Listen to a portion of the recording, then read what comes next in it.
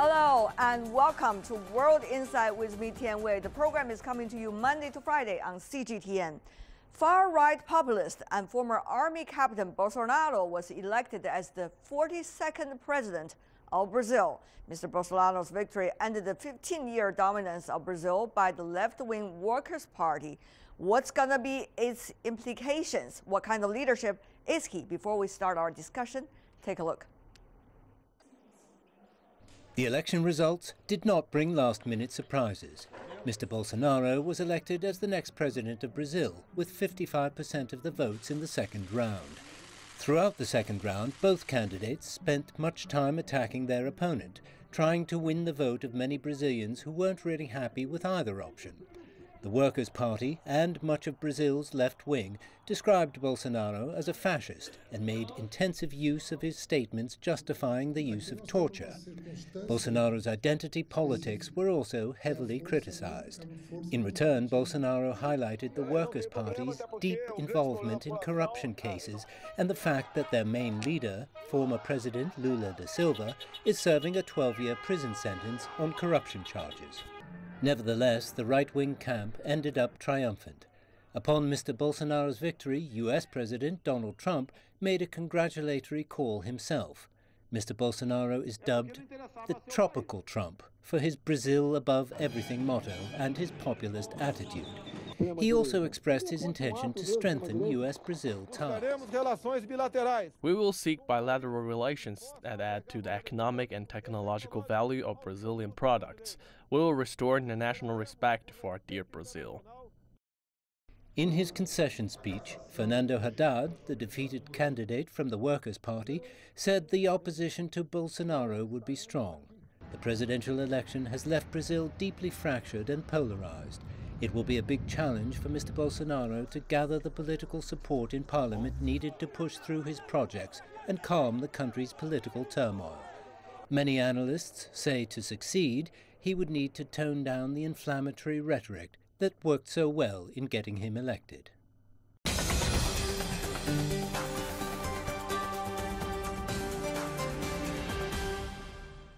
On the Brazilian presidential election, we are joined in our Beijing studio Professor Jiang Shizhe, Vice President at the Chinese Association of Latin American Studies. In Washington, D.C., we are joined by Paulo Sotelo, Director of the Brazil Institute at the Wilson International Center for Scholars. In Rio de Janeiro, we have Mr. Rafael Sailes, a Latin American analyst and independent consultant. Gentlemen, welcome to our program. I want to start with Mr. Sotelo in Washington. This is certainly a very different political leader in Brazil. Is it a big surprise, though? It's no longer a surprise because obviously we saw that coming in recent months, especially in the recent 3 months.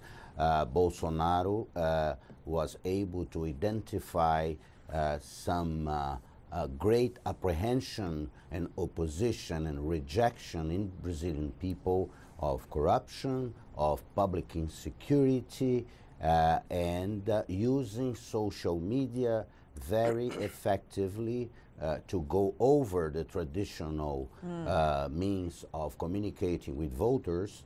He was able to win the first round decisively and by a narrower margin, but also an important margin, to win the presidency. He also won. Allies of him will govern the most important states in Brazil, and I believe he will have a plurality of over about 70 members of Congress from his party in the House of Representatives. All right, there's a lot of numbers going on there. Mr. Saliez, the question is he really the one that's winning the election, or the Workers' Party have really been the focal point of failure or disappointment, and therefore put him into the office? Well, there's certainly a very large extent of anti-PT sentiment in the voting community, but it's important to keep in mind that Bolsonaro did sell something, right? He might not have sold concrete proposals to be actioned on once in government, but he did sell at least values, right? And in this case, it's the first time that values actually helped gain votes in Brazil at such a large extent. He sold values. He used those values to counterput himself against the PT and therefore launch himself towards the presidency.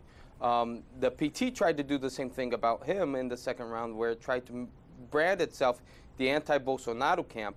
But since Bolsonaro has been a shadow figure in the Brazilian politics for the past 30 years and not actually up and center, it wasn't as effective as the anti-PT sentiment, since the anti-PT sentiment is backed up by large unemployment and the general mess the country has been in the past 5 years. Right. Exactly what kind of value, sir, are you talking about that they have been trying to sell, quote unquote? Very briefly. So, conservative values mainly, specifically religious conservative values, right? Traditional family, independence of schools right. from what they consider ideology, but it's really not that different from what you see of the evangelical voter base in the United States, for example. Mr. Jiang, is the social value not necessarily as important as the economy, it seems at this time? Well, yes, in the past several years, the economy is quite sluggish. And as you know, in any country in the world, if the economy is bad, then the voters want to vote for a person who said that he can deal with this economic situation. Right. So I think Bolsonaro says something which can appeal to these kind of voters. Well, talking about the economy, Mr. Bolsonaro has promised during his campaign time to reduce government intervention. He said this, made a commitment to reduce the numbers of ministries, extinguish and privatize many of the state-owned companies that exist today. But we all know, Mr. Saliez, there's always a big divide between the promises during the campaign and the real implementation when in office. Do you think he could be able to do what he preached? Well, Mr. Saliez, please. It's going to be very. So it's going to be very difficult for him to do this. His original goal was 15 ministries. His camp is already open to the idea of 19 ministries. There are a number of taxes he wants to extinguish and concentrate into one tax only. A lot of those taxes that he wants to extinguish currently flow money to state and municipal governments. So he's going to have a real wall to punch through if he's actually going to try to push these proposals. The establishment will push back, and this is valued for something including Social Security reform, where a lot of the congressmen in Congress right now tend to represent the civil servants, and civil servants have probably the most to lose, since they're the ones that gain the most from the current Social Security program. Yeah, but Mr. Sotelo, if you think about it, I mean, nobody is going to have the magical remedy to let the economy turn back or turn around. But what do you think, Mr. Sotelo's possibility of policies in order to make what he promised come to a certain extent true? We don't want to forget that despite of the disappointment of the Workers' Party for the public, the Workers' Party, through different administrations, did try to revive the economy but did not succeed. Will this one be very different? The Workers' Party, in the beginning of the Lula administration, benefiting from the commodities boom, did well in the economy. The Brazilian economy grew substantially. Poverty was reduction, but not inequality. The problem is that the Workers' Party committed the mistake of trying to perpetuate itself in power. Lula chose a successor that was a old-fashioned statist, not very polished politician, and she ran the country into the deepest and the longest recession in the country's history with 12, 13 million unemployed people. This will be the challenge of Mr. Bolsonaro. He has to revive the economy. He has to create jobs. This will be, in my view, more important in 6 months, in 1 year, than what he does in the values department, although important. Also, Brazilians are practical people. They want jobs. They want solutions, practical solutions for their lives. The important thing is how Mr. Bolsonaro will fulfill his promise to somewhat open the Brazilian economy, the most closed economy among the middle-income countries. There are ways of doing this, but he has already stated that the so-called strategic companies like Petrobras, Eletrobras, Banco do Brasil will not be privatized. So it's a work in progress, and there will be a lot of discussion internally until his inauguration on January 1st and after that. Right. Mr. Jiang, your thought about this? I mean, particularly emerging economies over the past few years have been running into economic difficulties and challenges of different sorts with different kinds. Brazil certainly is one of those.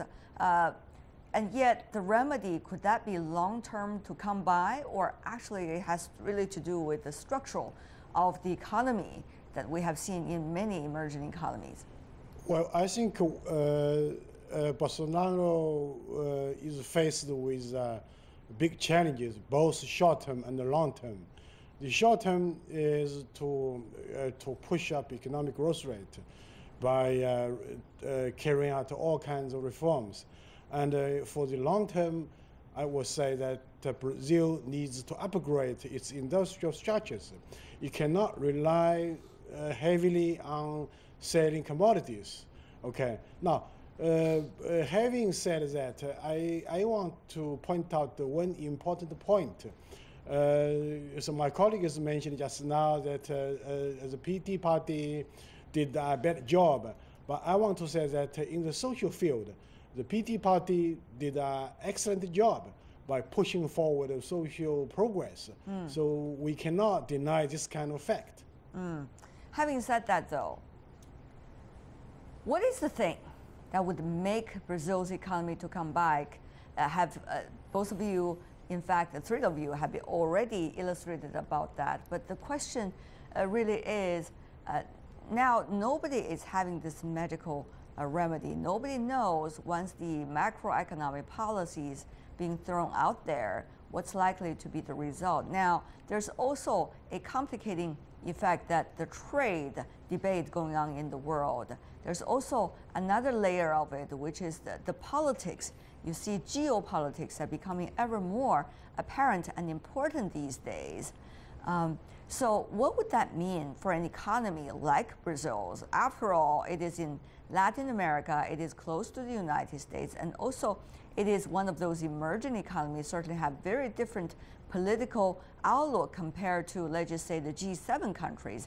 So out of this very complex situation, where is Brazil groping to revive its economy? That's a very interesting question, isn't it, Mr. Sotelo? Briefly.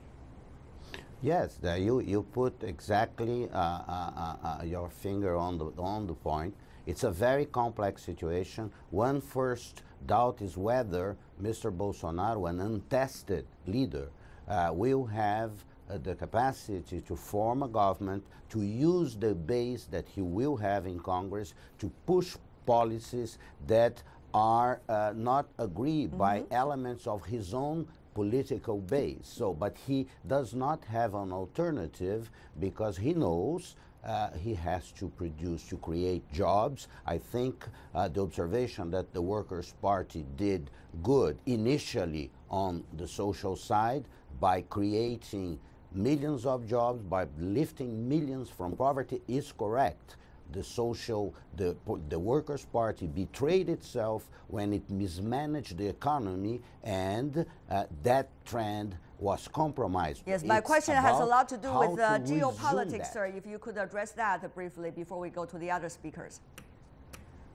Well, the geopolitics, I do not agree with that. The commodities boom abated, but Brazil became, under Dilma Rousseff, more protectionist, more interventionist. Investors lost interest. Okay. And instead of accusation of the previous administration, I think there's one thing that is very important to take a look at the current political situation. Mr. Saliez, what do you think about that? The more complexity, it seems, facing this current administration, geopolitically.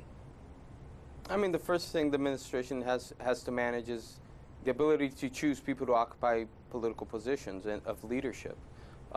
It's a administration whose leader has been on the fringes of politics, so he doesn't really have access to experienced politicians, experienced managers, experienced bureaucrats that can help manage the state and leverage the powers under the Brazilian state to implement whatever policy he chooses to implement, right? If you ask me, day one, what's his major challenge is putting together a team from top to bottom that can actually navigate the Brazilian state to implement whatever policy he chooses to implement.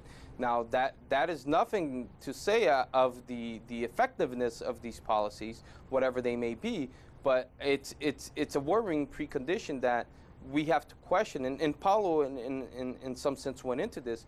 We have to question the ability of him to be able to put together a team that can actually govern. Okay.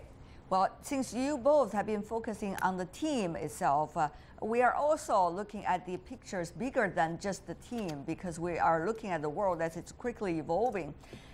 It's very much believed that the outspoken admirer of President Donald Trump, the new president of Brazil, he aims to improve ties with Washington. And following Trump's nationalist agenda, he pledged to reduce Brazil's engagement with Mercosur and also South American trade bloc that could include Argentina, Brazil, Paraguay, Uruguay.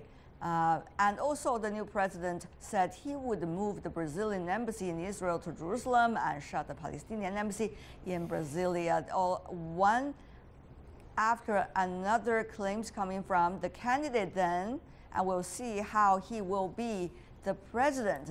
Mr. Jiang, ever-changing geopolitics, relationship between South American countries and the United States, relationship among emerging countries, Brazil, China, Russia, and some of the others. Also relationship between a resource-rich country such as Brazil and its potential with new technologies and also new trading possibilities. Mr. Jiang, a very complex picture once again. Yes, I was also told that the new president of Brazil might quit from the Paris Climate Agreement. Well, as we know that when the PT party was in power, the international Well, he said that, but now he revoked what he said and said he wouldn't. Yeah. Well, so some years ago, I would say the international image of Brazil was quite high when the PT party was in power. So if now Brazil wants to quit from Mercosur or the Paris climate change agreement, all kinds of things, then I would say the international image of Brazil will be tarnished. So I hope he will think before he takes action. Right. We see one after another, the so-called surprise election result in one country or another. What does that mean? Mr. Saliez, very briefly before we go, 20 seconds for you, sir. I mean, I think what it means right now is that there's some extreme anguish in voting bases around the world, and Brazil is just another country showing that, right? And the inexperience of the Bolsonaro camp is going to be a supreme challenge when it tries to navigate internationally. We've seen that in many countries, including in its close neighbor, the United States. But for now, I want to thank the three of you, gentlemen, for being with us, Mr. Sotelo, Mr. Saliez, and Professor Jiang. Thank you so much, gentlemen, for being with us.